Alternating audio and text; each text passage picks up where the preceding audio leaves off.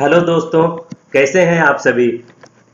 New education policy के आने से सभी के मन में एक उत्सुकता का माहौल है कि शायद अब बदलाव आएगा और एक चपरासी और एक क्लर्क की नौकरी के लिए शायद ग्रेजुएट, पोस्ट ग्रेजुएट, एमफिल और पीएचडी को लाइन में नहीं लगना पड़ेगा। देखते हैं कुछ की हाइलाइट्स। मैं हूं ओम प्रकाश। आज टेक्निकल कोर्स से बाहर, बहुत बाहर डिबेटेबल टॉपिक लेकर के आया हूं आपके लिए स्टडी विथ होम चैनल में। सबसे बड़ी खबर आज का यह है कि जीडीपी का 6% यानी 6% एजुकेशन को जाएगा। और दूसरी बड़ी खबर, ministry of human resources and development का नाम बदल करके अब मिनिस्ट्री ऑफ एजुकेशन रख दिया गया है। तो चलिए देखते हैं न्यू एजुकेशन पॉलिसी, जिसको हम नेशनल एजुकेशन पॉलिसी 2020 बोलते हैं, कुछ फैक्ट्स और एनालिसिस के तरफ।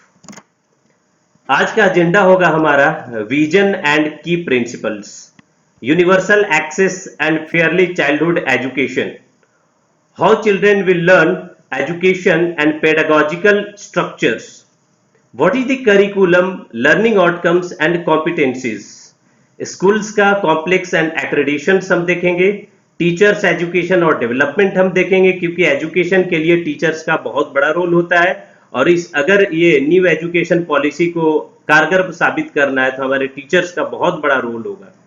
नेशनल एजुकेशन पॉलिसी के न्यू फीचर्स हम देखेंगे, की फोकस एरिया देखेंगे जहां पर इक्विटी होगा, इक्वलिटी एंड इम्पार्शियल के साथ, जेंडर और स्पेशल नीड्स देखेंगे, यहाँ पे गोल्स और इम्प्लीमेंटेशन प्लान क्या होगा, ये हम सारा हाइलाइट्स एजेंडा के थ्रू देखेंगे। सबसे पहले हम लोग आते हैं और देखते हैं कि vision of the national education policy 2020 क्या है। बट मेरे प्यारे दोस्तों, सबसे बड़ी बात, ये जो एजुकेशन पॉलिसी है ये एक स्टूडेंट के लिए नहीं, एक गार्जियन के लिए, एक टीचर, एक फैकल्टी, पूरे इंडिया के हर एक एज ग्रुप के तबकों के लिए काफी इंपॉर्टेंट है। आप सभी को जानना चाहिए कि हमारा नेशनल एजुकेशन पॉलिसी क्या लेकर के आया है आपके लिए। सभी के लिए एक बदलाव लेकर के आया है, सारे स्टूडेंट्स के लिए एक बदलाव लेकर के आया है। यहाँ पर सबसे पहले हम लोग देखेंगे कि आखिर ये नेशनल एजुकेशन पॉलिसी की जरूरत क्यों पड़ी। क्या था पहले नेशनल एजुकेशन पॉलिसी जिसको बदलने की जरूरत पड़ी है, आखिर क्या ऐसा बदलाव आने वाला है।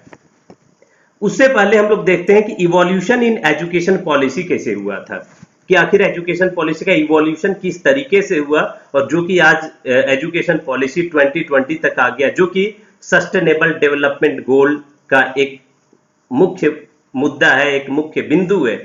सबसे पहले यहाँ पे हम देखते हैं कि evolution of education policy step wise क्या हुआ है। सबसे पहले आपका हुआ था यहाँ पे यूनिवर्सिटी एजुकेशन कमीशन 1948-1949 में बना था। सेकेंड आपका हुआ था सेकेंडरी एजुकेशन कमीशन 1952-1953 में। उसके बाद एजुकेशन कमीशन 1964 से 66 में, जो कि डॉक्टर डीएस कोठारी के द्वारा लाया गया था। डॉक्टर डीएस कोठारी कमीशन के द्वारा 64-66 में ये एजुकेशन कमीशन लाया गया था। उसके बाद है नेशनल पॉलिसी ऑन एजुकेशन 1968 में आया था। उसके बाद 42nd कॉन्स्टिट्यूशनल अमेंडमेंट एक्ट जो 1976 में लाया गया था, उसमें एजुकेशन को कंकरेंट लिस्ट में डाल दिया गया। हमारे पास 3 लिस्ट होते हैं, यूनियन लिस्ट, स्टेट लिस्ट और तीसरा कंकरेंट लिस्ट, जो कि स्टेट यानी स्टेट के लिए आप यूनियन को ले सकते हैं और जो हमारे स्टेट है, प्रांत है, उसके लिए। उसके अलावा एक कंकरेंट लिस्ट है जो दोनों के लिए अहम मुद्दा होता है। उसमें एजुकेशन को डाल दिया गया 1976 42nd अमेंडमेंट एक्ट के द्वारा। उसके बाद आया आपका national policy on education NPE 1986, जिसको फर्दर मॉडिफाई करके हम 1992 में प्रस्तुत किए थे। उसके बाद टीएसआर सुब्रमण्यम कमेटी का रिपोर्ट आया था 2016 में, जो कि एजुकेशन पे था, एजुकेशनल रिफॉर्म पे था, नेशनल एजुकेशन पॉलिसी के ऊपर था। उसके बाद आया था डॉक्टर के कस्तूरी रंगन कमेटी रिपोर्ट 2019 में।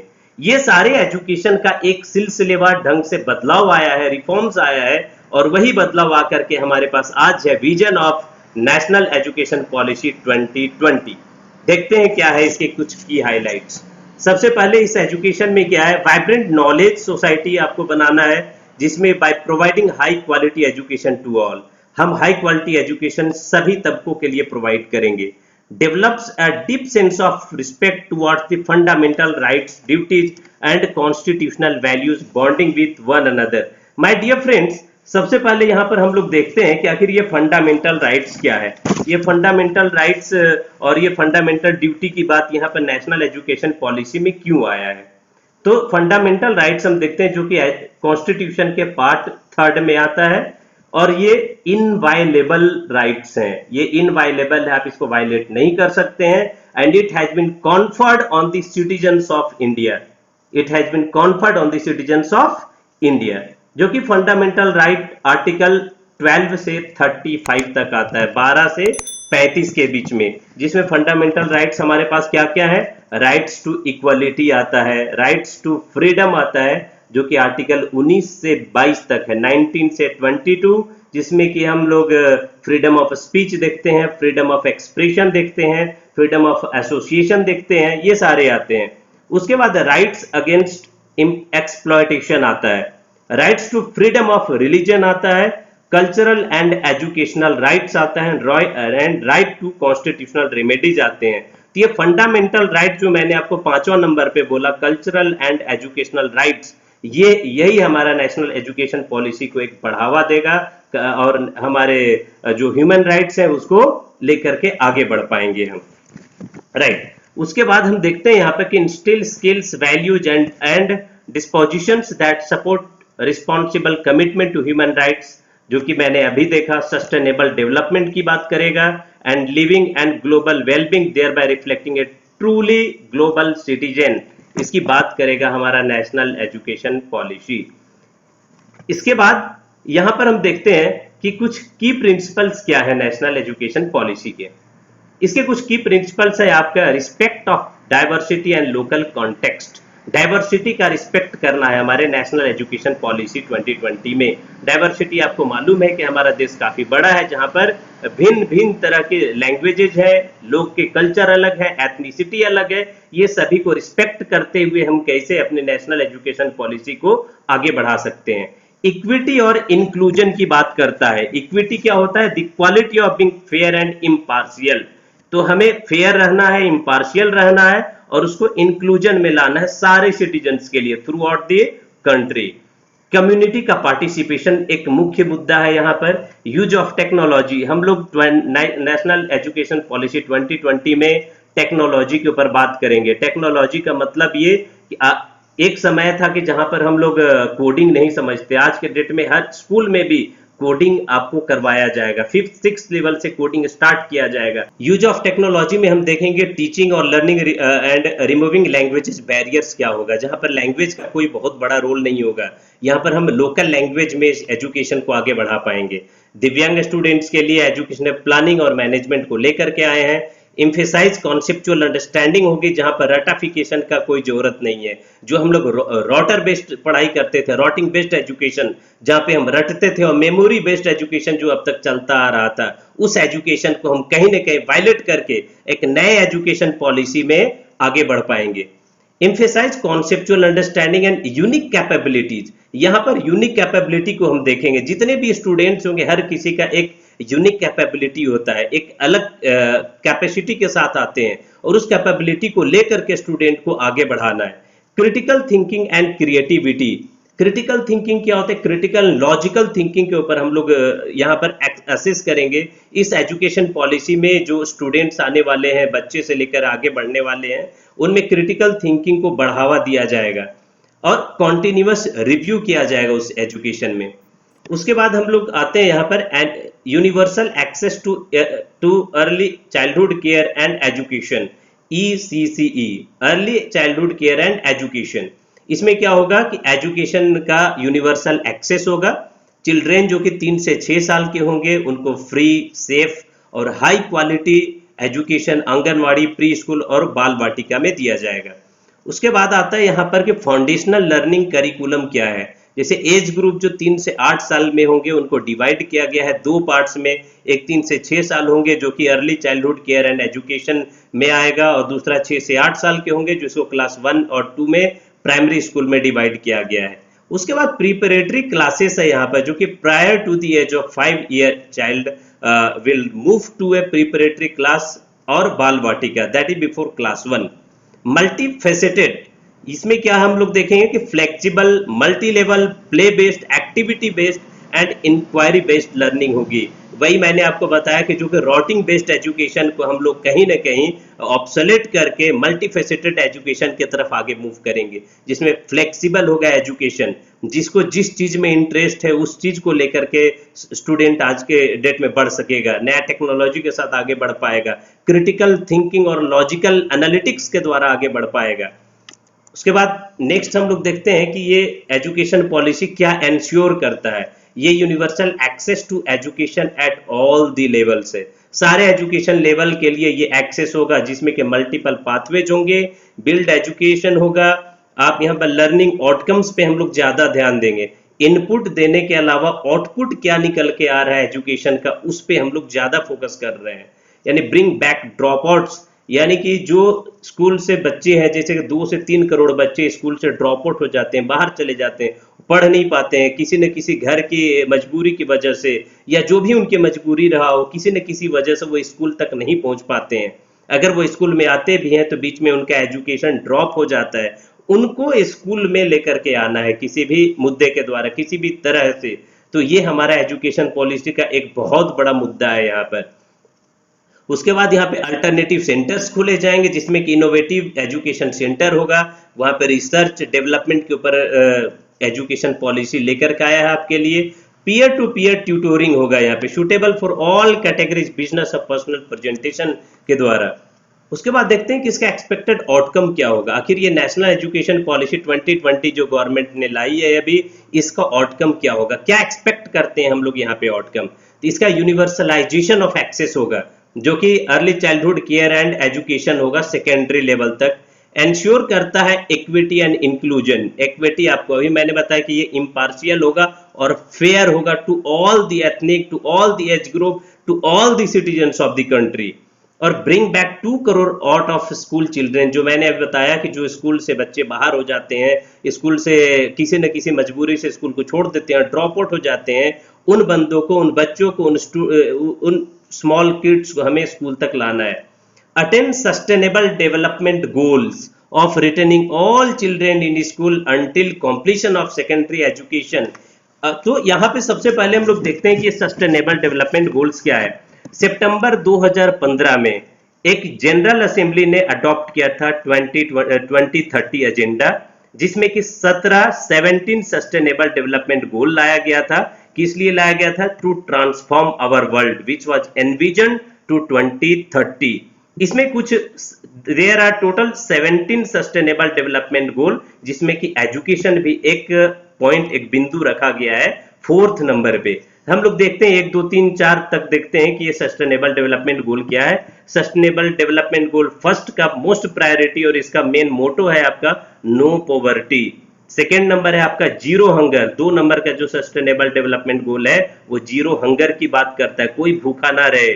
थर्ड नंबर पे है good health and wellbeings. 4th number पे आपका क्वालिटी एजुकेशन है, जिसकी हम बात यहाँ पे कर रहे हैं। ये सस्टेनेबल डेवलपमेंट गोल के बीच was attend in national general assembly adopted for this 2030 envisioned. उसके बाद है improve quality and achievement of learning outcomes, जिसमें कि हम फाउंडेशनल लिटरेसी और न्यूमरेसी को देखेंगे, और focus on 21st century skills in teaching, learning and assessment. देखिए गाइज, यहाँ पर एजुकेशन का 21st सेंचुरी बहुत जरूरी है, क्योंकि हम लोग कई बार से ये बात करते आए हैं कि हमारी एजुकेशन की पॉलिसी चेंज होना चाहिए, एजुकेशन रिफॉर्म होना चाहिए। कुछ जैसे जबरदस्ती का हम हिस्ट्री पढ़ते हैं, ज्योग्राफी पढ़ते हैं, मैथ्स पढ़ते हैं, जिसको इंटरेस्ट नहीं है, बट बिकॉज इस एजुकेशन पॉलिसी में मैथ्स एक प्राइमरी होगा और सेकेंडरी में बाकी आपके ऑप्शनल में होंगे। लेकिन बाकी सब्जेक्ट्स के ऊपर अभी डिबेट चल रहा है कि आखिर ये हिस्ट्री, ज्योग्राफी ये रहना चाहिए, नहीं रहना चाहिए। ये काफी इंपॉर्टेंट है। यहाँ पर रिसोर्स शेयरिंग होगा, जहां पे स्कूल के कॉम्प्लेक्सेस होंगे। इफेक्टिव गवर्नेंस यहाँ पर लाया जाएगा। सबसे पहले यहाँ पर सबसे पहले हम लोग देखते हैं गाइस कि ये गवर्नेंस क्या होता है। तो गुड गवर्नेंस के कुछ की हाइलाइट्स होते हैं, जहां पर ओपननेस होता है, ट्रांसपेरेंसी होती है गवर्नमेंट की, और इंटेग्रिटी होती है। परफॉर्मेंस ओरिएंटेशन होता है, हमारे जो गवर्नमेंट है, जो स्टेट लेवल पे है, वो पूरा परफॉर्मेंस ओरिएंटेशन होता है, हर सिटीजन्स के लिए वो प्रोवाइड करता है। उसके बाद इफेक्टिव कोलैबोरेशन, ये सारे गुड गवर्नेंस के कुछ की हाइलाइट्स हैं। जो कि सेपरेट करता है पावर्स को कॉमन नॉर्म्स के तहत। उसके बाद है overcoming the language barriers in learning. अब तक हम लोग देखते थे कि जिसको इंग्लिश आता है वो इंग्लिश पढ़ता है, हिंदी है, इंग्लिश वाले को हम बहुत महान समझते हैं और हिंदी वाले को क्या बोलते हैं उसको थोड़ा सा अलग दृष्टि से देखते हैं। वो चीज अब नहीं है। यहाँ पर लैंग्वेज बैरियर का एजुकेशन नहीं होगा। इंग्लिश में आप आगे बढ़ सकते हैं, हिंदी में बढ़ सकते हैं, और एक और आपका लोकल लैंग्वेज होगा, मदर टंग होगा, और आपका लोकल जो भी तमिल है, जो तमिलनाडु से तमिल बोलेंगे, कर्नाटक से है कन्नड़ को लेकर बढ़ सकते हैं, उड़ीसा से उड़िया लेकर के आगे बढ़ सकते हैं, पंजाब के पंजाबी लैंग्वेज में आगे बढ़ सकते हैं। ये लैंग्वेज का यहाँ पर कोई भी कॉमन बैरियर नहीं होगा इस एजुकेशन पॉलिसी के द्वारा। माय डियर फ्रेंड्स, अगर ये एजुकेशन पॉलिसी आने वाले दिनों में रियली इंप्लीमेंट होता है, प्रॉपर एग्जीक्यूशन होता है, तो 2030 के बाद एक नया इंडिया, नया भारत हमें देखने को मिलेगा, और जरूर मिलेगा, ये मैं वादे के साथ कह सकता हूं। उसके बाद यहाँ पे common standards for public and private education. यहाँ पे देखते हैं गाइस कि हाउ चिल्ड्रेन विल लर्न। आखिर ये एजुकेशन सिस्टम में क्या डिफरेंट है, ये देख रहे हैं आप यहाँ पर कि एग्जिस्टिंग एकेडमिक स्ट्रक्चर हमारा क्या था, 10 ईयर्स, जहाँ पे 6 से 16 साल वाला है, 2 ईयर्स जो कि आप 16 से 18 एज वाला ग्रुप है यहाँ पे। उसके बाद आप देख रहे हैं कि न्यू एकेडमिक स्ट्रक्चर में आपके लिए क्या लेकर के आया है। द न्यू एकेडमिक स्ट्रक्चर या new pedagogical and curricular structure of school education 5+3+3+4 लेकर के आया है। ये बहुत इंपॉर्टेंट है यहाँ पर कि ये 5+3+3+4 क्या है, इसको थोड़ा समझेंगे हम, कॉन्सेप्चुअल समझते हैं कि आखिर है क्या। अब तक जो हमारा एजुकेशन था वो 10+2 मोड में चलता था, यानी स्कूलिंग होता था 1 से क्लास 10 तक, जो कि एज ग्रुप 6 to 16 ईयर्स तक था। उसके बाद क्लास 11 एंड 12 होता था, जो कि एज ग्रुप 16 से 18 या एज 16 to 18 ग्रुप तक चलता था। अब जो एजुकेशन का ग्रुप आया है, ये एजुकेशन का स्ट्रक्चर आया है, पेडागोजिकल एंड करिकुलर स्ट्रक्चर है, ये 5+3+3+3+4 पे आया है, जिसका मतलब ये हुआ कि 5 इयर्स ऑफ फाउंडेशनल एजुकेशन होगा। स्टार्टिंग के जो 5 इयर्स होंगे वो एक फाउंडेशन बिल्डिंग के लिए होगा। उसके बाद के जो 3 इयर्स आप देख रहे हैं यहाँ पर, उसके बाद वाले जो 3 इयर्स है ये वाला, ये आपका होगा प्रीपरेटरी कोर्स के लिए होगा। उसके बाद के जो ये आप 3 इयर्स देख रहे हैं, ये होगा 3 years of middle class education. उसके बाद का ये 4 इयर्स आप यहाँ पे देख पाएंगे, ये होगा 4 इयर्स ऑफ सेकेंडरी स्कूलिंग।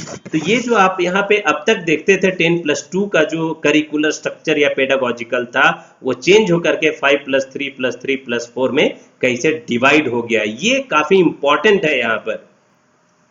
उसके बाद हम लोग देखते हैं कि आपके एजुकेशन पॉलिसी में आपका ये क्या फ्रेमवर्क है, जिसमें कि रिसर्च एंड बेस्ट प्रैक्टिसेस पे हम ध्यान देंगे, और मल्टी फैसेटेड फ्रेमवर्क लेकर के आया है ये एजुकेशन पॉलिसी, जो कि कंप्राइज्ड है अल्फाबेट्स पे, लैंग्वेजेस पे, नंबर्स पे, काउंटिंग पे, कलर्स बेस्ड होगा, शेप्स होंगे, इंडोर एंड आउटडोर प्ले होगा, puzzles and logical and critical thinking के ऊपर होगा, और drawing, painting, other visual arts, crafts, drama, puppetry, music and movement, ये सारे चीजों को एक इंक्लूसिव यहाँ पे रखा गया है। उसके बाद है स्कूल प्रिपरेशन मॉड्यूल, जो कि 3 महीने का play based school preparation module लेकर आया है, जिसमें all grade 1 students to be developed by NCERT। उसके बाद देखते हैं कि अर्ली चाइल्डहुड एजुकेशन या learning in the formative years क्या होंगे। इसका कुछ की हाइलाइट्स है जो कि यहाँ पे डायग्राम से दिखाया गया है कि डेवलपिंग क्यूरियोसिटी, स्टूडेंट्स के बीच में ये जो बच्चे होंगे, जो आज के बच्चे जिनके लिए ये एजुकेशन पॉलिसी ज्यादा कारगर होगा, जो आने वाले सस्टेनेबल डेवलपमेंट गोल 2030 तक होगा, यानी कि आने वाले 10 साल के बाद उनका क्या इफेक्ट होगा हमारे एजुकेशन पे इस पॉलिसी के द्वारा, उसका कुछ की हाईलाइट्स यहाँ पे दिखाया है, जो कि है डेवलपिंग क्यूरियोसिटी के द्वारा, logical thinking and problem solving के द्वारा एजुकेशन पॉलिसी आगे बढ़ेगा, आर्ट्स, क्राफ्ट्स एंड म्यूजिक के द्वारा आगे बढ़ेगा, relationship with nature, colours, shapes, alphabet and numbers, team. उसके बाद होगा यहाँ etiquette, behaviour and emotional development. उसके बाद सेल्फ आइडेंटिटी और एथिक्स, जहां पर एथिक्स होगा, integrity and aptitude, human values, ये सारे कॉन्सेप्ट स्टूडेंट्स के बीच में होना बहुत जरूरी है। एक overall of the education system and over being curricular और mental being for human health and wealth and mental wellbeing. उसके बाद आता है आपका play based discovery and based learning होगा, और टीम वर्क एंड कोलैबोरेशंस। ये सारे पॉइंट्स जो कि यहाँ पर हाईलाइट है, इन्विजन्ड किया गया है, ये एनविसाज्ड किया गया है इस नए एजुकेशन पॉलिसी में, ये आगे किस तरीके से सस्टेनेबल डेवलपमेंट गोल को कारगर साबित करेगा। उसके बाद करिकुलम हम देखते हैं कि ये करिकुलम क्या है इसका। सबसे पहले करिकुलम ये यहाँ पे ये है कि रिडक्शन इन करिकुलम है। ये जो करिकुलम पहले था उसको रिडक्शन किया गया है, यानी कि कोर इसेंशियल को आगे बढ़ाना है, क्रिटिकल थिंकिंग को बढ़ाना है, इंटरेक्टिव क्लासेस को लेकर के आना, एक्सपेरियंसिंग लर्निंग को लेकर के आना, यानी curricular and pedagogy to be transformed by 2022 to promote skill based and minimize rote based learning।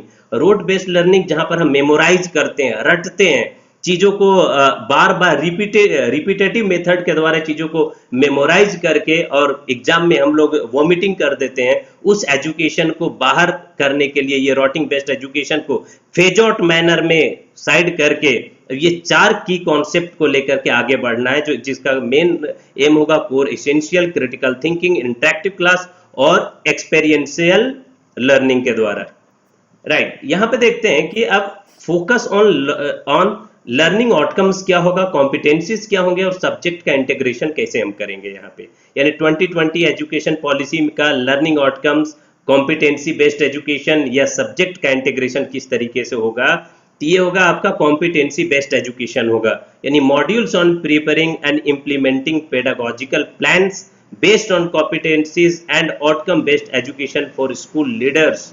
उसके बाद no SIOLS among subjects and learning, no hard separation between curricular, co-curricular, extracurricular activities, academic and vocational, science and humanities, sports, arts and academics। अब तक हम लोग देखते थे कि इसका बैकग्राउंड साइंस का है, इंजीनियरिंग का है और वो ह्यूमैनिटी बैकग्राउंड से, ऐसा कोई भी सेपरेशन बेस्ड एजुकेशन नहीं होगा। ये टोटल एक इंटीग्रेशन ऑफ एजुकेशन है जहां पर सब्जेक्ट का इंटीग्रल फॉर्म आपके सामने लेकर के एजुकेशन पॉलिसी आया है, जिसमें through arts integration, sports integrated, ICT integrated and story telling based pedagogy among others and standard पेडागोजीज।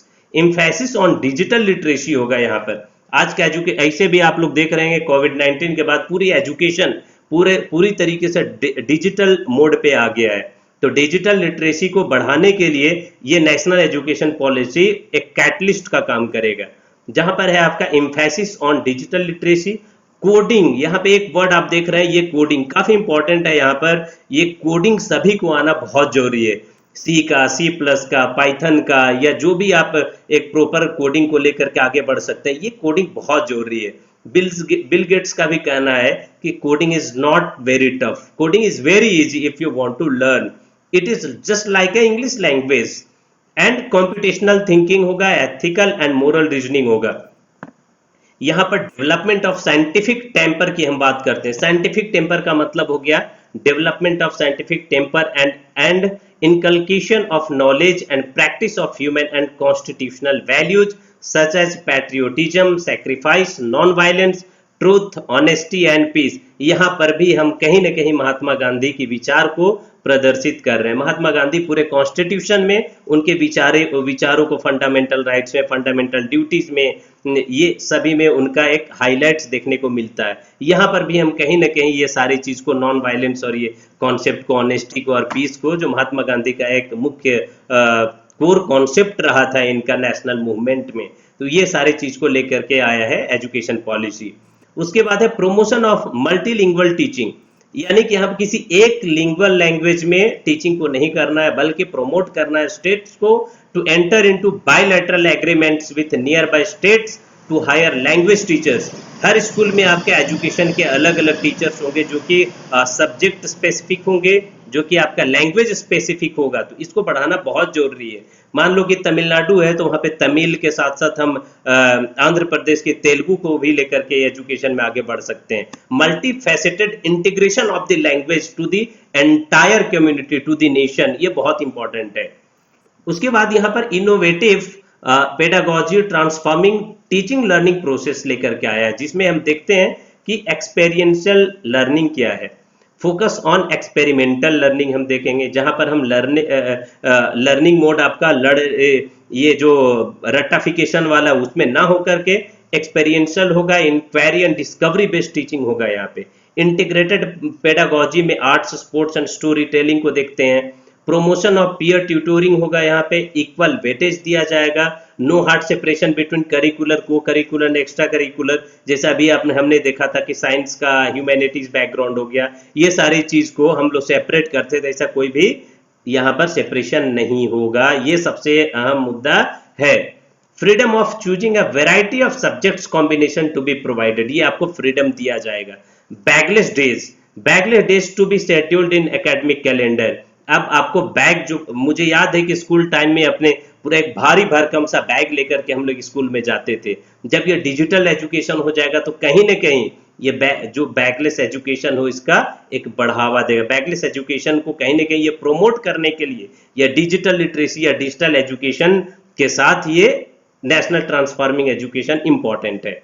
Use and integration of technology क्या होगा? टेक्नोलॉजी का हम यूज करते हैं यहाँ पर इंटीग्रेशन के लिए, टेक्नोलॉजी इनेबल्ड करने के लिए, जो कि क्लास 6 to 12 होगा।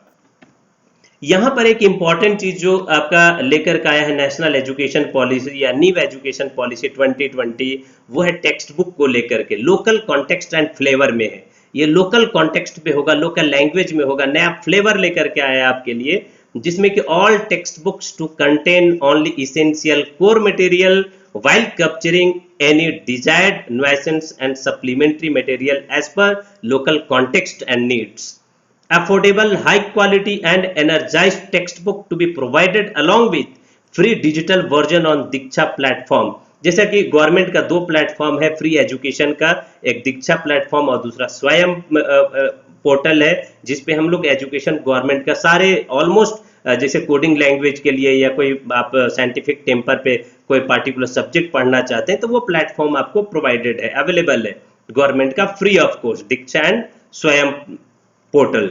उसके बाद है states to prepare their own curricula and text books based on NCERT curriculum and text books incorporating state flavour and material as needed. अगर कोई तमिलनाडु का है तो हमें सपोज तमिलनाडु की चीजों को बताना है तो वो हम फ्लेवर में डालेंगे। केरल का है तो हमें वहां पे मलयालम के कॉन्टेक्स्ट को, मलयालम के फ्लेवर को डालेंगे। वहां पे क्या उसकी कल्चरल एथनिसिटी है, उस चीज को हम लोग वहां पर इनकॉर्पोरेट करेंगे। ये सारे कॉन्सेप्ट यहाँ पर हाईलाइट्स होता है। उसके बाद concerted efforts through suitable changes in curriculum and pedagogy to significantly reduce the weight of school bags and text book. यहाँ पे इसका एग्जामिनेशन इन ग्रेड्स 1 to 8 का कुछ हाईलाइट्स है, जो कि की स्टेज असेसमेंट होगा, achievement of critical learning based outcomes होंगे। उसके बाद है ये total moving away from rote learning, जो कि हम रटते हैं और मेमोराइज करते हैं रिपीटेटिव मोड में, उससे हम बाहर निकलेंगे। रिजल्ट्स ऑफ स्कूल एग्जामिनेशन, ये एक असेसमेंट है। उसके बाद reforming examination in grades 9 to 12 including board exam. इसमें क्या इंपॉर्टेंट हाईलाइट्स आपके लिए, जिसमें कि हम लोग देखते हैं एक एजुकेशन में कि board exams will be made easier as they will test primary core capabilities और कॉम्पिटेंसीज। ये जो एक बर्डन सा एग्जाम होता था वो ना हो करके core concept, logical thinking, competency, आपकी कैपेबिलिटी को प्राइमरी लेवल पे टेस्ट करने के लिए ये एग्जाम्स होंगे। Viable models to be explored annual semester modular exams. पहले जैसे एक साल में एग्जाम होता था वो नहीं, बल्कि अब एक सेमेस्टर वाइज एजुकेशन का प्लेटफॉर्म होगा यहाँ पे, जिसमें कि दो पार्ट्स में बांटा गया है। एक ऑब्जेक्टिव टाइप होगा, डिस्क्रिप्टिव टाइप और सब्जेक्टिव टाइप का एग्जाम्स होंगे, जहाँ पे मल्टीपल चॉइस क्वेश्चन होगा, एक क्वेश्चन है, 4 ऑप्शन है, एक सही है। दूसरा चीज एक क्वेश्चन होगा जिसको डिस्क्रिप्टिव मोड में, यानी आपका एक एनालाइजिंग पावर भी यहाँ पर चेक होगा। उसके बाद है guidelines will be prepared by NCERT in consultation with SCERT and boards of assessment and Parak. Teachers to be prepared for the transformation in the assessment system by 2022-2030 academic session. ये सारी चीज यहाँ पर आता है, जिसमें कि एक इंपॉर्टेंट की हाईलाइट्स है। Beginning with mathematics all subjects could be offered eight 2 level. Math को बिगनिंग करेंगे और उसके बाद 2 लेवल में इसको बांटा गया है, जो कि 2 कोर कॉन्सेप्ट में होगा। उसके बाद यहाँ multilingualism and the power of language learning. ये पावर ऑफ लैंग्वेज लर्निंग कितना इंपॉर्टेंट है आप देख रहे हैं यहाँ पे डायग्राम में। हिंदी है, मराठी है, नेपाली है, बांग्ला है, गुजराती है, ये सारे लैंग्वेज को लेकर के कैसे हम मल्टी लिंगुअल लैंग्वेज को मल्टी फैसेटेड प्लेटफॉर्म पे बढ़ा सकते हैं, जिसमें होगा medium of instruction up till grade 5 and preferably till grade 8 and beyond will be home language, mother tongue या local language. My dear friends, mother tongue का मतलब हिंदी ना समझें, ये अगर आप सपोज करो कि आप गुजरात में है तो गुजराती आपका मदर टंग होगा यहाँ पे, जो कि लोकल लैंग्वेज होगा, उसका होम लैंग्वेज होगा। इसमें लेकर के क्लास 5 तक या क्लास 8 तक प्रेफरेबली हम लोग आगे बढ़ेंगे। ये नेशनल एजुकेशन पॉलिसी का एक अहम मुद्दा है। उसके बाद है यहाँ पे the language of India, a fun project activity on to be taken by every student. 3 language to be taught will be decided by state या यूनियन टेरिटरी। ये स्टेट या यूनियन टेरिटरी को एक फ्रीडम दिया गया है यहाँ पर, जहाँ पे वो 3 लैंग्वेज को डिसाइड कर सकता है। उसके बाद all classical languages will be widely available in schools as optional. यहाँ पर क्लासिकल लैंग्वेज की बात किया गया, हमारे कॉन्स्टिट्यूशन में क्लासिकल लैंग्वेज का जिक्र है कि ये क्लासिकल लैंग्वेजेस क्या होते हैं, जो कि पहले कुछ और थे और कुछ ऐड किया गया है 4-5 और लैंग्वेज जो कि क्लासिकल लैंग्वेज में आता है। उसके बाद है focus on socio economically disadvantaged group, यानी एसीडीजी की फोकस एरिया क्या होगी, आखिर ये सोशल डेवलपमेंट के लिए, सोशल इकोनॉमिकली डिसएडवांटेजेस ग्रुप के लिए ये एजुकेशन कितना इंपॉर्टेंट होगा। यानी new education policy, national education policy 2020 social economically disadvantage रह गए थे, वल्नरेबल रह गए थे, जो मार्जिनलाइज्ड रह गए थे इस एजुकेशन से, उनके लिए ये कितना इंपॉर्टेंट होगा। तो उसके लिए की हाईलाइट्स है gender identities, particularly female and transgender individuals, उनको हाईलाइट किया गया है। सोशल कल्चरल आइडेंटिटी को ध्यान में रखते हुए ये एजुकेशन पॉलिसी लाया गया है। शेड्यूल कास्ट होते हैं, शेड्यूल ट्राइब्स हो गया, ओबीसी हो गया या फिर माइनॉरिटीज हो गया, उनके लिए ज्योग्राफिकल आइडेंटिटी के हिसाब से ये एजुकेशन पॉलिसी लाया गया है। उनको ध्यान में रखते हुए, उनको कोर सेंटर में रखते हुए, जैसे कि स्टूडेंट्स विलेज से आता है, स्मॉल टाउन से आता है या एस्पिरेशनल डिस्ट्रिक्ट से आते हैं। कुछ डिस्ट्रिक्ट को एस्पिरेशनल डिस्ट्रिक्ट में डिवाइड किया गया है गवर्नमेंट के द्वारा, और उसको बीच बीच में अवार्ड भी दिया जाता है अगर वो अचीव करता है। तो कौन जो है अचीवर ग्रुप है, कौन एस्पिरेशनल है, या फिर कौन से डिस्ट्रिक्ट है जो still they are struggling to get into the aspirational district top performer, या परफॉर्मर में कौन है। डिसएबिलिटीज, यहाँ पर डिसएबिलिटीज को ध्यान में रखते हुए एजुकेशन पॉलिसी लाया गया है, उनको इंक्लूजन किया गया है। यहाँ पर इक्विटी का ध्यान रखा गया है, उनके लिए कोई भी इम्पार्शियल बिहेवियर नहीं है उनके लिए। पूरा जो वैल्यू सिस्टम लाया गया एजुकेशन पॉलिसी में वो सभी के लिए इक्वल होगा। सोशियो इकोनॉमिक कंडीशंस को ध्यान में रखते हुए, जैसे कि माइग्रेंट कम्युनिटीज होते हैं, उन माइग्रेंट कम्युनिटीज को ध्यान में रखते हुए लाया गया है। लो इनकम हाउसहोल्ड्स के लिए है ये, चिल्ड्रेन इन वल्नरेबल सिचुएशंस के लिए है ये, विक्टिम्स और of children of victims of trafficking के लिए, ऑर्फन्स के लिए है, चाइल्ड बेगर्स के लिए, urban area and urban poors के लिए है ये। उसके बाद ये किस तरीके से इंटीग्रेट करता है वोकेशनल एजुकेशन को, सारे लेवल पे वोकेशनल एजुकेशन को कैसे इंटीग्रेट करना है। यानी आपका क्लास 1 से लेकर के या फिर ऊपर क्लास 12 जो ऊपर लेवल पे हम लोग लेकर के आए हैं, 5+3+3+4 करिकुलर लेके आए हैं, ये पूरी तरह से हर लेवल पे, हर एक सेक्शन पे, हर एक फेज पे किस तरीके से हम वोकेशनल एजुकेशन को इंटीग्रेट कर सकते हैं, उसके लिए प्रैक्टिस किया गया, बेस्ट एजुकेशन है, स्किल गैप एनालिसिस किया गया है, ओपन डिस्टेंस लर्निंग मोड लाया गया है, एक्सपोजर टू वोकेशनल एजुकेशन है, लोक विद्या, स्किल फ्रेमवर्क और वोकेशनल क्राफ्ट्स, ये सारे पॉइंट्स को हाईलाइट करते हुए क्लास ये 6 to 8 के लिए काफी इंपॉर्टेंट हो जाता है। उसके बाद यहाँ पर ये देखना काफी इंपॉर्टेंट है गाइस कि timeline for implementation of ECE education policy and new assessment pattern क्या होगा। देखते हैं early education, early childhood education, और ये आपका implementation of new curricular and assessment दिखाया गया है, जिसमें कि क्लास 9th जो अभी है वो और 21-22 तक जो फेज 1 होगा उसमें इनिशिएट किया गया है इंप्लीमेंटेशन के द्वारा of 1 year of pre primary school and 3 month preparatory module for class 1 students. उसके बाद आप देखते हैं ये 2021 के बाद 22-23 जो क्लास 9 में है वो क्लास 10th में जाएंगे। क्लास 10th के बाद ये आगे बढ़ेंगे तो क्लास 11th में जाएंगे, जहां पर फिर से ये एजुकेशन सिस्टम 23-24 में expansion of 1 year of pre primary school हो जाएगा through primary schools and anganwadi जो फेज 2 में है। उसके बाद 24-25 में क्लास 12 जाएगा, जो कि न्यू बोर्ड एग्जाम पैटर्न हो जाएगा यहाँ पर। फिर 25-26 से ये आगे नेक्स्ट मॉड्यूल आएगा, जिसमें कि next board exam pattern for class 10 आएगा। यहाँ पे क्लास 10 के लिए, क्लास 12 के लिए 24-25 तक ये नया एजुकेशन पॉलिसी इंप्लीमेंट हो जाएगा। Thank you guys.